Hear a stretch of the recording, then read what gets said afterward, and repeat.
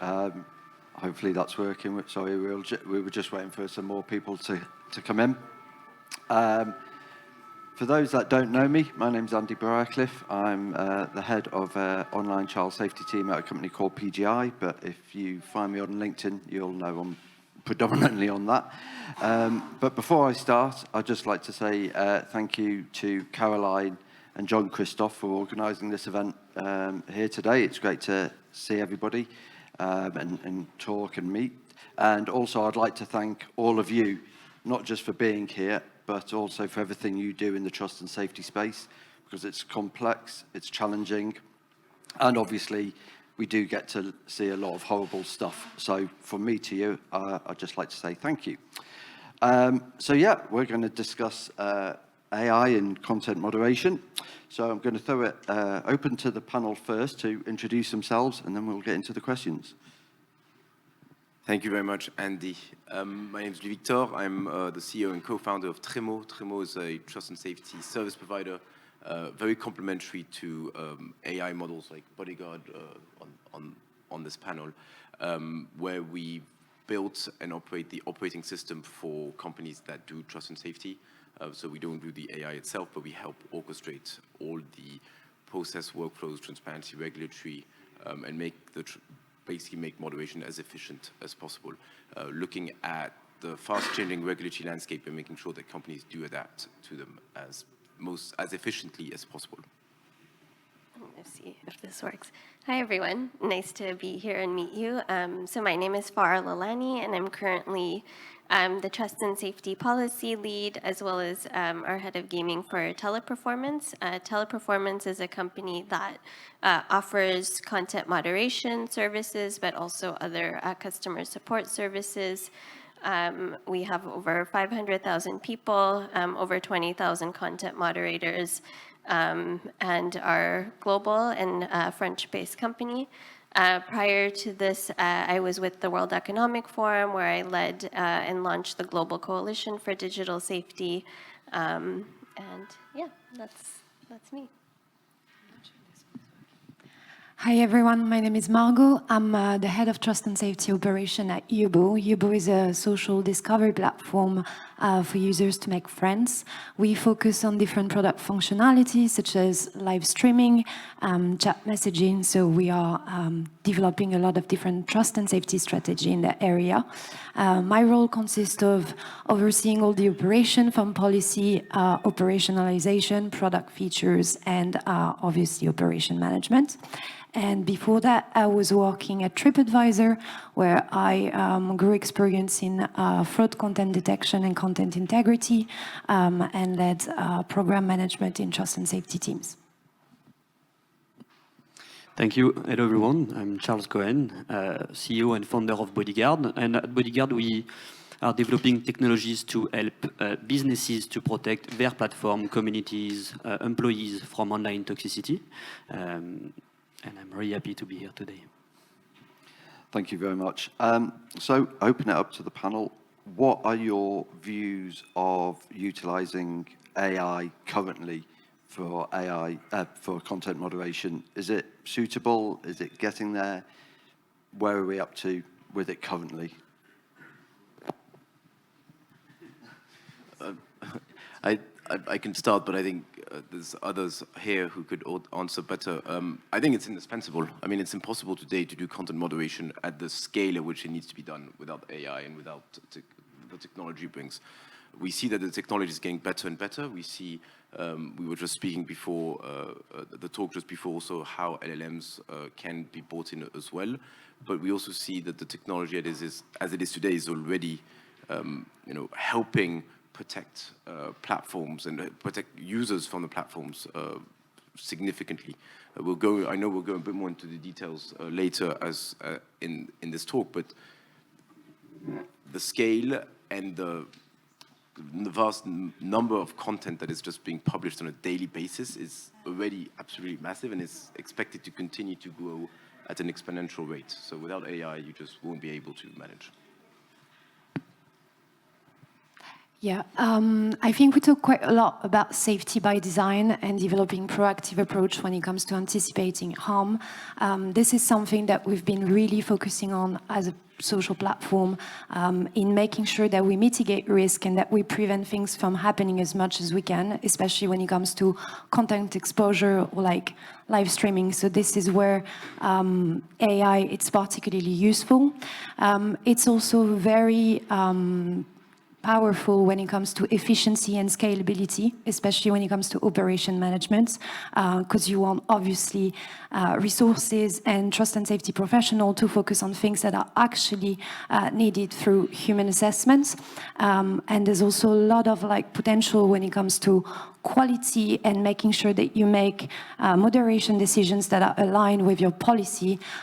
So really decision making and yeah, that sort of areas. Maybe a little history about content moderation regarding technologies that we had through time to do content moderation. It all started like probably 20 years ago with human moderation. I just want to say that we can all agree that human moderation is costly, slow, and actually not so qualitative because humans do have bias and are doing a lot of mistakes. So what we did just after that is that we developed keyword-based moderation technologies. Problematic about keyword-based moderation technologies is that it's really easy to bypass them. So, and as it do not understand context within the comment, because it's only looking at words, it do a lot of false positive and false negative, so a lot of mistakes. Then what we did is that, and this is the state of the art right now of content moderation, we developed machine learning models. This is what big social media platforms are using, and they are using machine learning models. So it's really easy. You collect data, you send them to a machine, you train a machine, and then it will learn from these commands, so it can reproduce what it has learned during their training.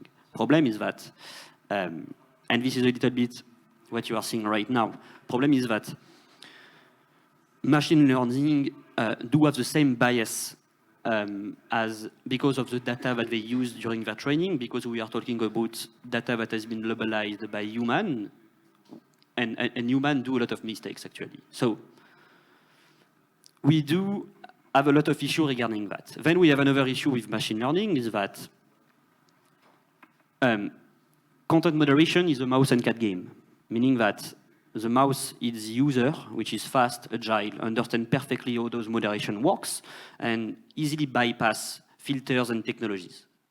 And moderation is also about reinventing languages every day, a new way to spread online toxicity. And then you have the cat, which is a platform a little bit too big and struggle to follow the little mouse. And problem with machine learning model is that it's really long to train this kind of technologies. So this is what you are seeing on social media right now, constantly late and constantly outdated technology.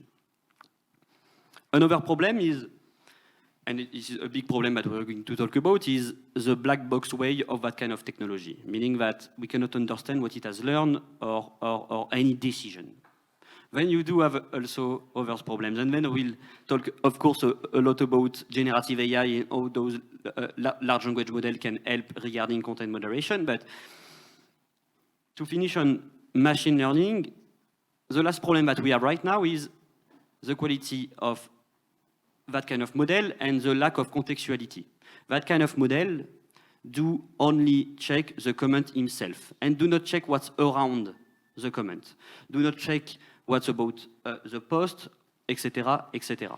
Which means that if I use, let's say, one example of a comment that say it's totally well-deserved, posted under a comment and a post that talk about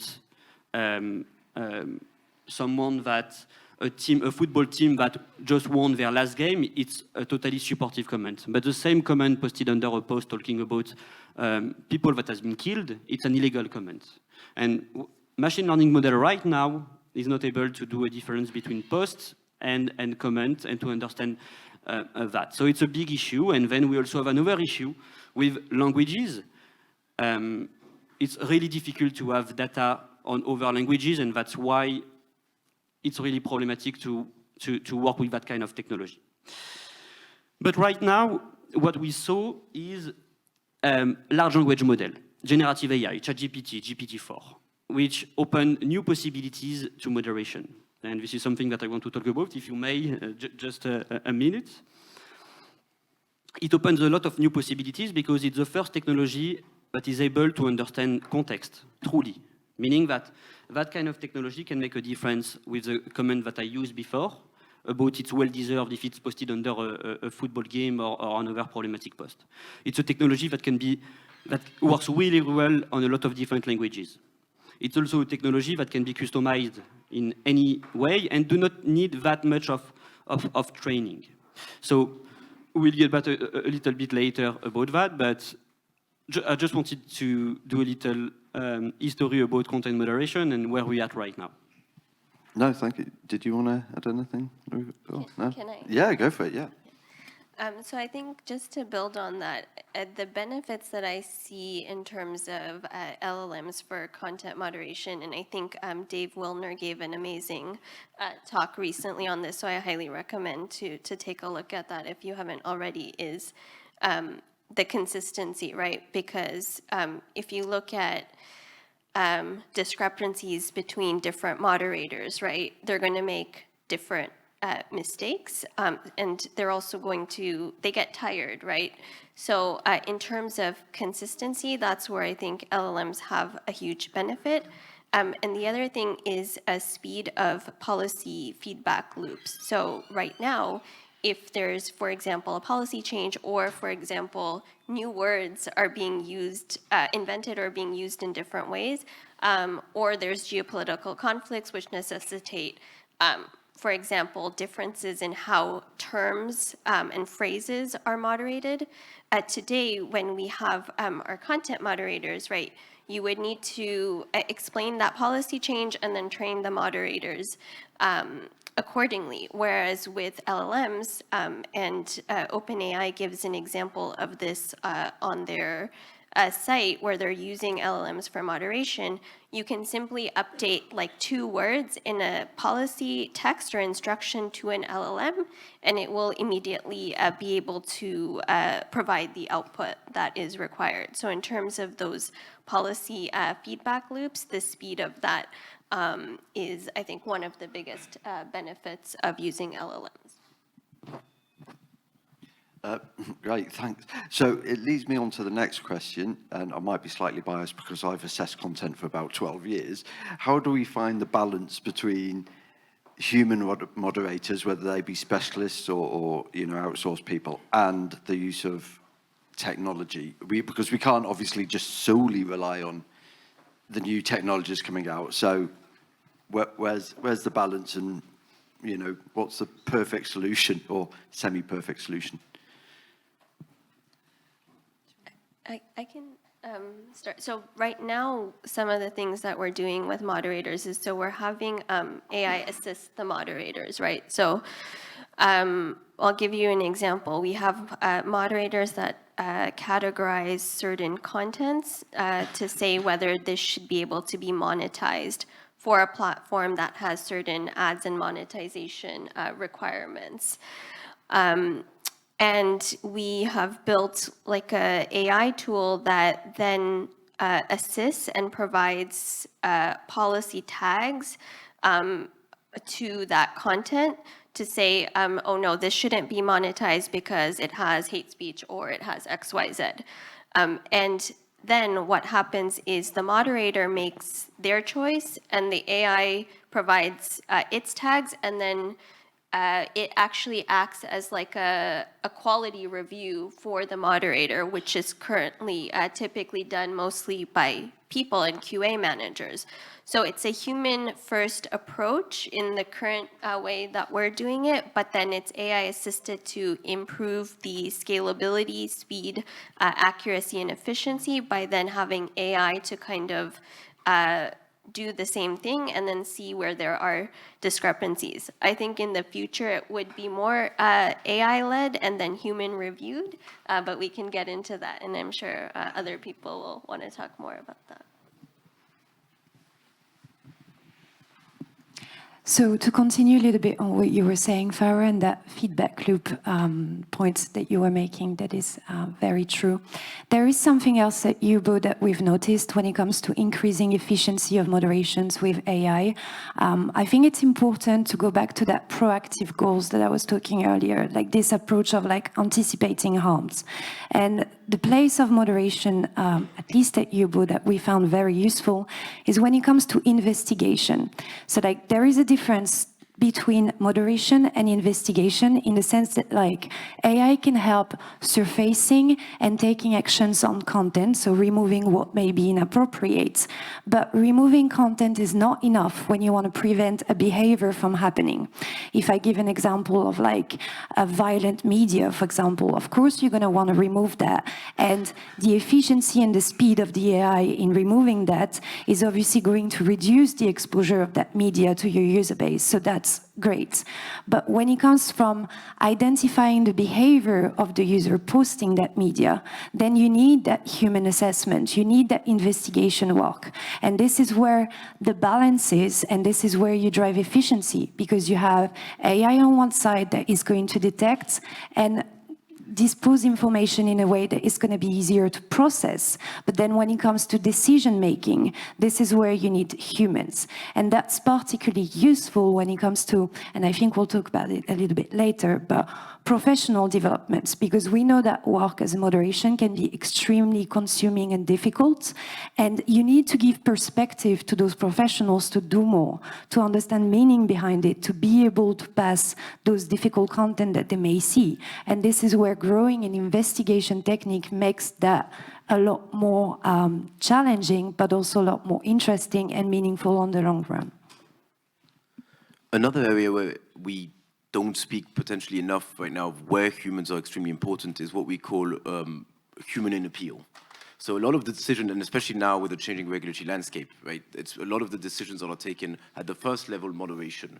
Then the users need to have the right to appeal the decision that's been taken a lot of the time by an AI. And being able to include the human at that level and being able to add the feedback and have the feedback loop back into the models themselves to continuously improve is something that is going to be extremely important. It's not only going to be important for regulatory reasons, it's also going to be important for user trust, and as a platform that's key, of course, and for continuous improvement of the models, whatever they are, AI, machine learning, or LLMs that are going to be used. How do you continuously improve those models with, I'd say, the end of the chain feedback from the end user that's appealing from an initial decision?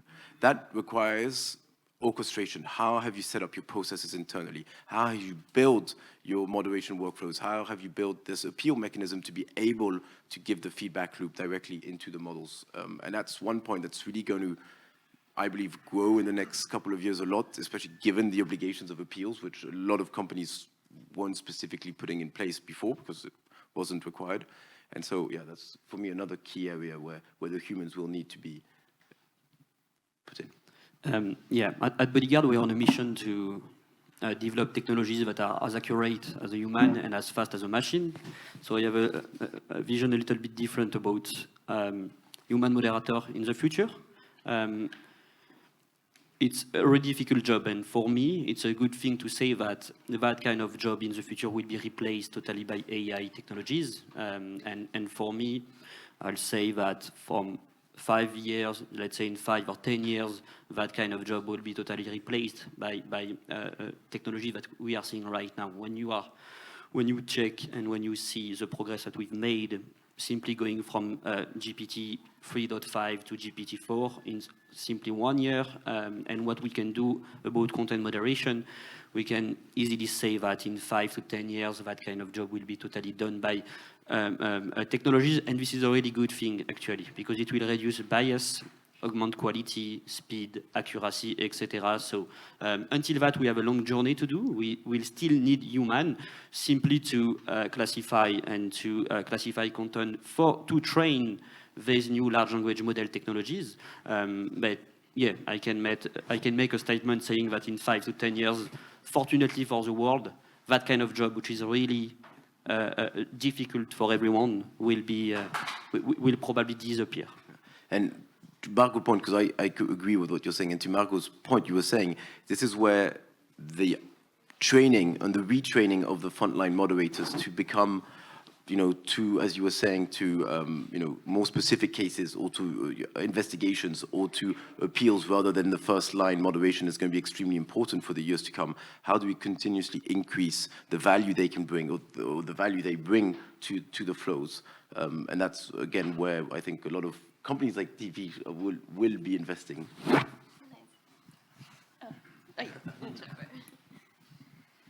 Yeah, I think definitely people's roles will change, right, in terms of what they focus on.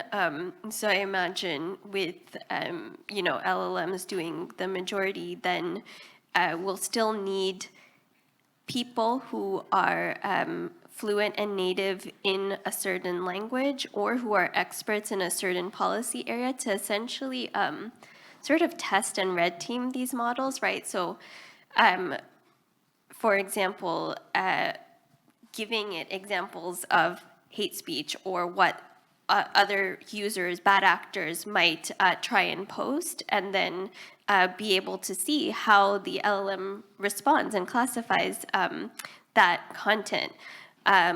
Obviously, there's, I think, great work being done by companies like Anthropic in terms of automation and how red teaming and things will be able to be automated, and the use of like constitutional AI. But I think in the start, having people who are native to a certain language will still be important to kind of test these models. So I think testing will become a fundamental aspect of where people play a role. And then, of course, evaluation of these models, right? So setting the thresholds of what is acceptable precision and recall for these models, and what is that across different markets, across different languages, across different policy types, because until there is fairness in terms of parity of precision and recall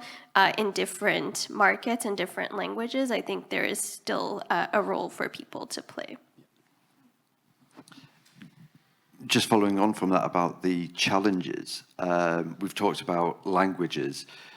Do we think that AI, for instance, is going to be able to assist with, say, emerging threats that a human can possibly anticipate? And also, going on about languages, do we think that AI would be able to assess, abusive content where it's more localized slang or localized, things like that? Whereas it's not always that obvious. Do we think we're going to get to that stage? It's actually what I was saying about the state-of-the-art machine learning technology currently used by social media platform. This is a big problem because when it comes to emerging new crises or new toxicity trends, it's really difficult to, and it's really long to train this technology to learn from the current geopolitical crisis, new trend about toxicity or whatsoever. You have to collect new data, you have to train, you have to collect and classify new data, you have to train the model, etc., test it, and it takes a long time, and the crisis is already done or already happening. So it's really problematic. And then, regarding machine learning model technology, it's language specific, meaning that we do have a lot of data in English for the social media platform that I'm talking about, but for other languages we don't have them, and then it's really difficult to develop a model for each country or each cultural aspect of each country, etc. So generally what we are doing right now is generalist model talking in English or another language, and then indeed, you cannot handle with different specificities. You have, for example, the word puto, which is really nice in Portugal, but an insult in Brazil, and it's really difficult for machine learning to understand that. But when it comes to large language model, it's now possible to do so. We indeed saw a really good conference about Dave, the ex-head of trust and safety of OpenAI, and this is something really good, is that we will be able to develop technologies that can adapt their policies based on each country, and then we will be able to teach the model almost in real time by giving more context and information about a current crisis, a new trend, or a specific word of a specific country, that means something different. if I can just add another curveball to what you just said, is we're speaking there just about text. But then there's different content type, but you have to do the same thing with the images, then speech, and then et cetera, et cetera. So the amount of work that is required to adapt is immense. And again, if all of this is not orchestrated in the right way, if you haven't set it up to have all these different model types working together, being able to say, okay, I'm seeing this threat in text, is that going to impact my image models or my video models or my speech models? Then you're not going to be able to adapt quickly to the new threats, to the new events that are happening. And this coordination is really, really key.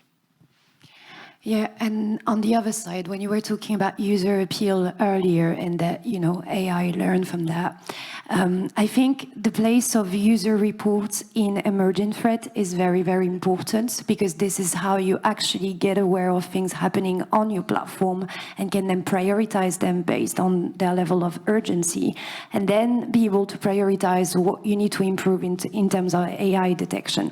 So, we tend to want to be as proactive as we can, but I think the message here is to really listen from your community and understanding what they are telling you, because it's a very good indicator of knowing where things may have to be prioritized, and put light on things that you don't necessarily see. And I think to build on that, so from your users and also right now from your moderators and sort of quality assurance leads, because a lot of the enforcement of the policy is where the difficult choices happen, and where you start to see actually threats emerge. Especially, you know this better, but for live streams, right? We've had cases where moderators have flagged, a suicide risk, and then had to, alert law enforcement, and all those sort of downstream processes and impacts in terms of the role that AI will play versus what all the, like Louis Victor was talking about, the processes or the downstream sort of actions that need to be taken based on the AI categorization. That's going to be really important if you move to further automation. So I think that's one thing I wanted to raise. So just following on from that, obviously talking about this, we're focusing a little bit on the content, but obviously within platforms, the trust and safety teams are made up of policy and legal and product. So how do we see the AI that we introduce in this content moderation being able to cross over into those areas within the platforms as well? How do we think that's going to fit into it? We've all been mentioning this Dave interview, and I think he said something at the very beginning of his interview, which is really interesting, around the AI being the tool and the policies being the value, right? And it's how do you condition those tools and the AI models that you use to be in line with the values that your platform wants to bring forward, right? Pornhub and Facebook have different values in terms of nudity, or different policies in terms of nudity, and that's up to them to decide. That means how do you tailor the model that you'll be using to make sure, okay, this is acceptable on platform A, this is not acceptable on platform B. And I think that's going to be key, and that's where the policy, the engineers, the ops need to get together and being able to say, okay, how do we define policy, how do we define the values, tech and ops, how do we operationalize those values into something that is scalable, efficient, accurate, and protects our users in the long run. Yeah, no, I totally agree with that. And this is definitely challenging, especially when it comes to, like, policy is, as Louis Victor was saying, they're really going to define your rule, like what is accepted or not. When it comes to AI, it's like how we're going to surface those rules breach, and basically be able to decide whether our level of confidence is high enough to automatically take the decision, or if there are any legal challenge or human assessment needed. But then obviously, like, the volume of potential suspicious content that you are going to send for manual assessment is going to impact your resource, your cost, and also like the efficiency of your workforce. So it's not just a matter of like accurately detecting for the sake of taking the action, but it's also a matter of detecting accurately for the impact it's going to have on your whole operation system. And so that can be very challenging, but very nice. too. For me, it offers plenty of new possibilities in your trust and safety development, and this is something fantastic. Again, if you look at current state-of-the-art machine learning technologies, you cannot personalize anything, meaning that the same rule, same model for everyone. What you can do with large language model technologies or generative AI is that you can imagine having your own bodyguard as a person, and you can each person on your platform can set up his own bodyguard moderation rules, what he wants to see or not, what he wants to be protected from or not. And this is something really new regarding a lot of problematic about censorship versus freedom of speech, etc., etc. So that new technology add that possibility, and this is something that we should capitalize on for me. I mean, we are working with Yubo, for example, at Bodyguard, and this is something that we have in mind, and this is something that they would like to do, is the possibility for each user to have his own moderation rules and be able to say what he wants to see or not, what he wants to be protected from or not. This is something that Bodyguard technology is capable of, and I'm looking forward to putting that in place with them, because it's, for me, a big solution about you can see whatever you want and you can hide whatever you want, and everyone is happy. So we heard a little bit yesterday, for those who are here. We can't talk about this without talking about regulation.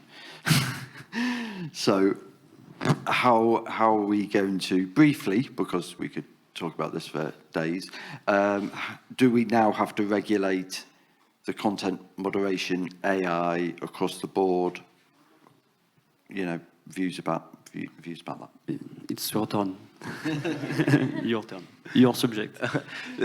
Beyond even the AI Act and other questions where there still has to be defined, how do you categorize a moderation system, and there's still a lot of questions around this. Just think about the laws that exist in the Digital Services Act. If you look at Article 15, for example, around transparency, Article 15 requires you to say what type of moderation tools you have in place, explain why you've used them, and give accuracy and error rates. Interestingly, they use those two words as the two distinct factors. Now, what is accuracy? What's error rate? Today, most of the time, they've done at the first level of review. How do you include appeals in this? And this is actually extremely complex when you start going into the details. And then when you have to do it at the individual company level, I know that most of the clients we work with, they were usually taking the accuracy rates that they were receiving from the AI provider. But then, is that adapted to their own system, to their own users, to their own type of behavior they're seeing on the platform? Definitely not. So that means they now need to implement ways of measuring this, and that's actually going to be extremely challenging. You also have Article 16 and 17. Sorry for the non-DSA nerds. I'll admit, which around transparency to users. So every time you remove somebody's content, you need to say, you know, what means were taken, what means were used, or what tools were used. Was it human review? Was it an automated tool? And you have all these different measures that are put in place, and transparency requirements who are already with the DSA are going to pose significant challenges to platforms who haven't built the systems or the backends to be able to operationalize this.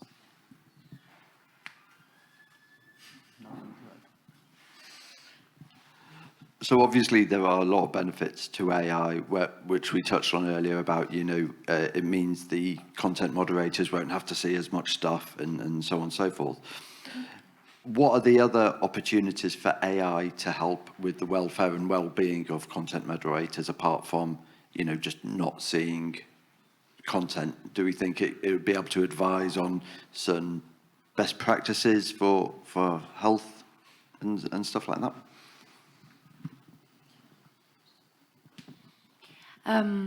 So you were talking about helping moderators with reduce their exposure to harmful content. So that's one thing. I think something that can be considered as a strain on moderation profession today is the pressure behind the performances requirements that moderation teams have, such as, you know, reaching daily target volumes of things that they need to process while remaining extremely accurate in the decisions that they take. And so when you have to repetitively work with potential difficult content and combined with those target and performance pressure, this is where it becomes very difficult to cope on the long term and can impact your well-being.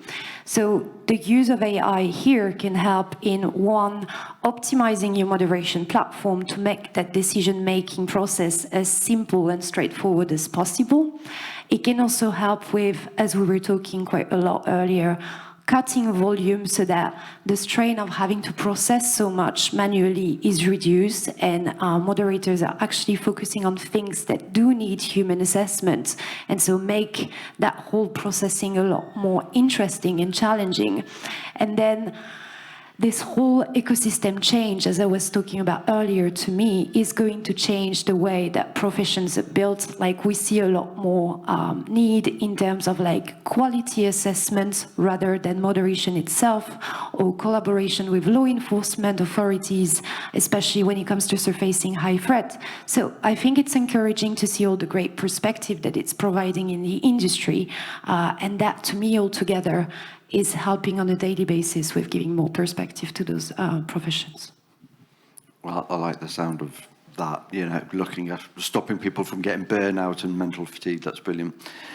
So before we ask if anyone's got any questions, we'll go with some last thoughts or comments. So, Charles, anything to add? I will say that I'm pretty confident about our future regarding content moderation. We are heading in the right direction, and I'm feeling confident about what we will achieve with technologies. It will be safe, it will be well used, and I'm confident regarding that. And again, generative AI is our future, and I will hope that it will be used in a large scale in order to reduce harm and to protect as many people as possible from online toxicity, including content moderator, because again, this is a really difficult job, and whenever that job will disappear, it will be better for everyone. So we are on mission to do so at Bodyguard, to protect as many people as possible from online toxicity. It includes content moderator and human, and yeah, I'm really looking forward for them to be able to have better jobs. Actually, I know it's not like politically correct to say so, but I honestly think so. There's no pressure, but the future is in your hands. Just like point out. Thank you, Margot. No, I think we've covered quite a lot of topics today, so I'm not going to paraphrase, but it was a very interesting discussion. Thank you. Yeah, I think in terms of the future and where I think people will play a bigger role. So if you look at the way you have to craft a policy for an LLM to understand versus like a human to understand, it's very different. And very quickly, these policies for LLM interpretability is going to get very long and large. So in terms of maintaining them, I think that's going to be a really important aspect of how that process is done and reviewed, and how outputs are evaluated. I think one of the biggest challenges is going to be interpretability. So right now, you can ask an LLM, okay, so why did you make this decision? And it will give you a sentence or two of why, right? And that's helpful, but it doesn't give you the understanding of what, like, training data or what in the way that the model was developed was actually the root cause. And again, Anthropic is doing a lot of good work on this interpretability piece so that you can kind of reverse engineer to understand why a model's output what it is. And I think that's one of the areas that are going to be important for the future. And lastly, I think a scalable oversight will be really important because as much as this can be automated, I think there are additional safety and security risks of using AI. And so I think scalable oversight of these models is going to be important, not just from an accuracy or fairness perspective, but also, from a safety and security perspective, given that if this is truly going to be used, widespread, then now you have like a single point of failure in terms of your content moderation on a platform instead of like a distributed people based problem. And the problem is probably, it's not only going to be about, safeguarding risks. There's also the question of governance around it. It's not how are these different models used, and then there's the regulatory aspect to it, right? It's very interesting that, again, I'm a DSA nerd, sorry, but when I've been looking at some of the first requests for information that have been issued by the Commission and some of the things that have been coming out, you see that some of the companies, they use AI, some AI models, and the Commission has actually been saying, okay, good, you use them for, and it's in Article 34 and 35, you use these models for content moderation to protect. Now, have you assessed the risks that these infringe on fundamental rights, such as freedom of expression? So there's always those double elements that need to be also included. So the future is very bright. I agree with you. I think for users, I think there's going to be a lot more protection. For platforms, it might be a bit more challenging because I think the requests and the obligations you're going to have are going to be harder and harder and harder. And not only in Europe, because you see the UK doing an Online Safety Act, you have Australia, you have Singapore, you have Canada, you have California. So it's just going to get more and more complex. So yeah, it's going to be an interesting couple of years ahead.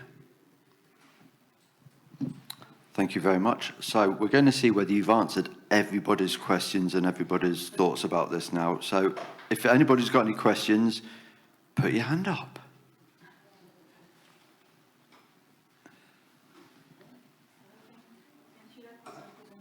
I had a question about prevention. We can see how AI can be used to moderate harmful content. Can we imagine it could also be used for kind of prevention? You talk about not only contents, but behaviors. For example, like self-harm behavior or grooming or prostitution. If it could be detected, could we imagine, for example, like you said about feedback, about how it is moderated, we could inform about emergency number, for example, against suicide or things like that, or violence. And then, depending also on maybe the vulnerability or the age of the user, kind of investigation that could be also be oriented, depending on situation. Thank you for your question. It's a really interesting one. I totally understand your point, and just to give you an example of how that can work. You talked about age verification at some point in your question. So when you want to prevent an inappropriate behavior on a platform that can be connected to potentially hiding your identity online, such as scamming or, for example, grooming, so child enticement behavior. This is where implementing age verification or identity verification can be extremely useful to prevent bad actors from coming on your platform. And at UBO, we've actually partnered with IoT, and I think IoT is in the room if you want to basically add a layer of age estimation within our sign-up process, and that helps from preventing potential bad actors. So that's just one example of how you can reduce potential access to your platform to mitigate harm. When it comes to live streaming, for example, there's also preventing alerts that you can set up in your model so that user is alerted, for example, about a potential violent consequence of live streaming sharing. Pop-ups of sharing personal information in your private messaging and what risk it may carry. So I think it really depends on what you're trying to solve and what the angle best should be adapted to. And there's tons and tons of product functionalities, but this is where, to go back to a point earlier, aligning policy, product, and operation is extremely important to find the best suitable solution. And yeah. You can also imagine having a generative AI to explain to a user on Yubo, for example, why a comment has been removed and why it can be problematic based on the removed content. So yeah, explicability to teach a young user about behaviors that should not be done on some platform is something good and should be used with generative AI. And I think we don't spend enough time on it, but yeah, not just about the content, but how AI can be used to understand behavioral signals, right? In terms of what are the trends in terms of bad actors, what characteristics do they have in terms of how they operate on the platform. So you could use AI from more of a proactive point of view to understand behavioral signals and try and mitigate harm before it even happens. There's also interesting work being done because when we talk about CSAM, a lot of it is just about detection and removal, but there's interesting work being done in terms of, I believe it's Pornhub that partnered with another, like a child safety organization to try and redirect people who are trying to search for like minor-based sexual content on the website to actually get help. So I think features like this where platforms direct people to helplines or try and actually prevent the behavior and deter it and try and actually rehabilitate these users is going to be critical, because at the end of the day, it's like not just about removing harmful content, but addressing the behaviors of the people that seek to propagate the harms. And as you were saying, it's not only about the content itself, right? There's behaviors. For example, mass reporting of somebody or ganging up to say, okay, everybody needs to report this one user so we can try and block that person's account, or swatting or other types of behavior, which is not about the content, but it's about reporting a user, etc. Those is where, to Marco's point, you can user education, making your users understand that, wait, you've reported 5 times this person and we've never found an infringement. Next time, you know, there might be something that happens on your account because that's not acceptable behavior. Those types of learnings go beyond the content itself, but really around how do you educate your user to prevent all types of harm from happening in the first place. Just following on from what Farah said then, I think there's a few platforms now that do these pop-ups, advisory pop-ups, you know, whether it's self-harm or CSE or something like that. I think we've got one other question. Yeah, Guillaume Bouchard from the Check Step. So when I hear that, I want to take a little bit of perspective out of what we are doing, because we all say, oh, we are confident, AI is great, and I also created an AI company to do moderation, but are we going too far? So when I hear that, oh, we are confident, everything will be fine, in 10 years everything will be automated, what can go wrong? I think Louis-Victor mentioned the notion of governance, but Charles mentioned the notion of biases that is learned from humans, but I also can see that, you know, the future is not bright. When I see the news, it's not because bad moderation. We have censorship, we have people feeling that they are unheard, and excess of moderation might not be necessarily good for democracy. So how do we strike the balance? I'm in this world, I'm in the world of trust and safety, because I think this is the best way to save democracy. But I'm also afraid of pushing too far. For example, if a perfect AI that controls everything and understands everything, the rules will be very hard, especially if we push the idea of Charles to have everyone having their own rules. Then in which society are we? Because then we don't have common ground to speak together. So that's maybe a very long question for another panel, but I just wanted to just play a little bit the devil's advocate. Sure, I'll just pass it over to Louis-Victor, but as soon as you ask that, I'm just thinking of the film Terminator and the Skynet. So I'll try. I won't speak too much with the DSA. No, governance. Governance is probably the main answer, but governance in a very holistic approach, and not just, you know, platform to platform, but how do you find ways, and again, sorry, my bias, but I do think that Europe has come up with probably the most sensible regulation we've seen so far, with how do you have different entities that can play the role of checks and balances elsewhere? How do you give power or obligations and power to platforms to protect their users and apply their values on their platform? But how do you have external actors that can verify if the platforms actually do what they say? And how do you then have the ability for users to say, hey, in this case, I believe I've been wronged, or in this case, I believe that my content has been removed for a reason that isn't real. And then you have the out-of-court dispute bodies, right? So you have this system of checks and balances, extremely complex to put in place, I do agree. But it's only if you tend towards that, in that direction, that you'll be able to find the right balance, find this fine line between protecting users from harm, which you have to do. I mean, you see what's happening online, you have to do it. And at the same time, protecting freedom of expression, which is also protecting our democracies and the future of our society.